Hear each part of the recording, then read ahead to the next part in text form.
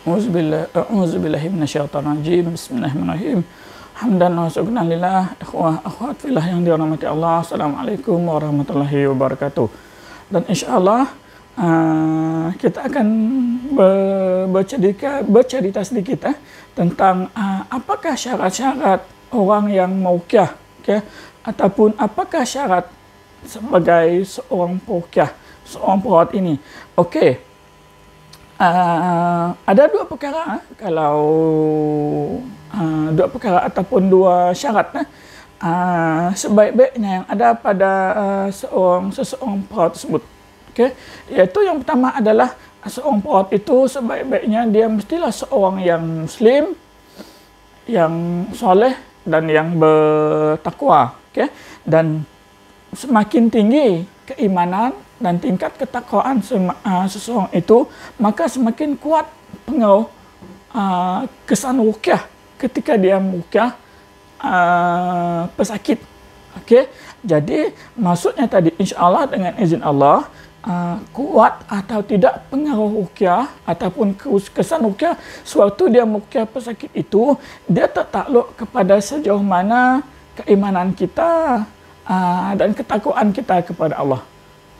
Dan juga sejauh mana kita menjaga ibadah kita dan pemurnian akidah pada dalam diri kita. Kesan dia sangat berbeza. Sangat berbeza.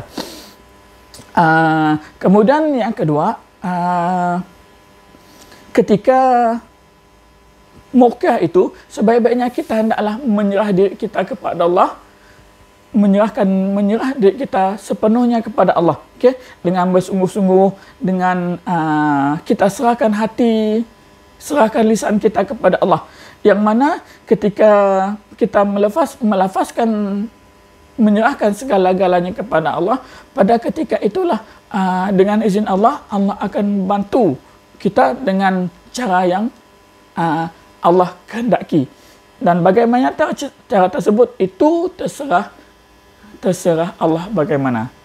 Kenapa pentingnya kita menyerah diri kepada Allah ketika kita merawat pesakit?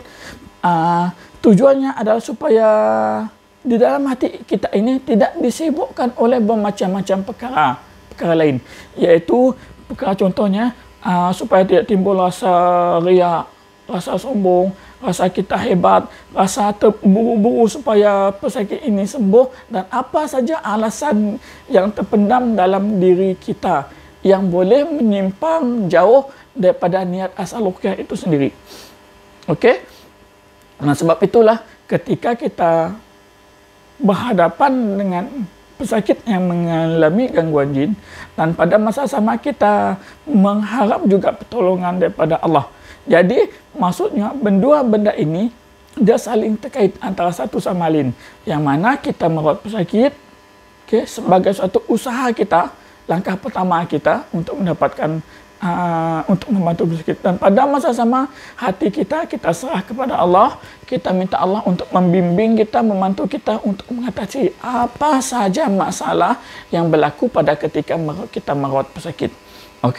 Itu tadi adalah syarat-syarat sebagai seorang peruqyah ataupun raqi. Dan yang satu lagi, syarat untuk pesakit ataupun orang yang diruqyah itu. Yang pertama sebaik-baiknya adalah bertawajuh. Bertawajuh ini adalah kita menghadapkan diri kita kepada Allah dengan sebenar-benarnya, dengan bersungguh-sungguhnya, dan kita serah segala-galanya kepada Allah. Agar ketika itu Allah memberikan kesembuhan, kesehatan kepada kita. Dan selepas itu, ianya akan menjadi suatu kekuatan, suatu alasan kita pesakit itu semakin mendekatkan dirinya kepada Allah. Kemudian yang kedua, tidak menganggap suatu kesembuhan itu dia akan datang terlambat, karena ruqyah ini dia merupakan suatu doa.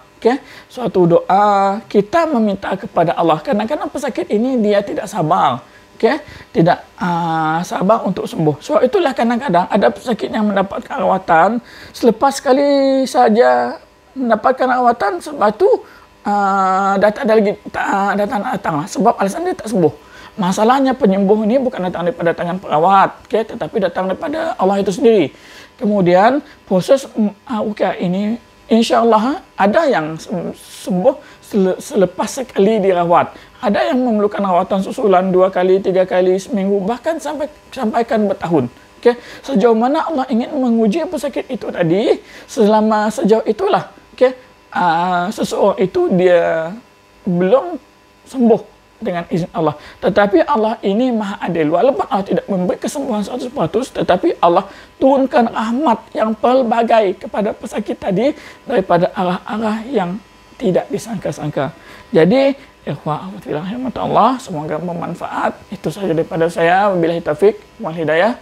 Assalamualaikum warahmatullahi wabarakatuh.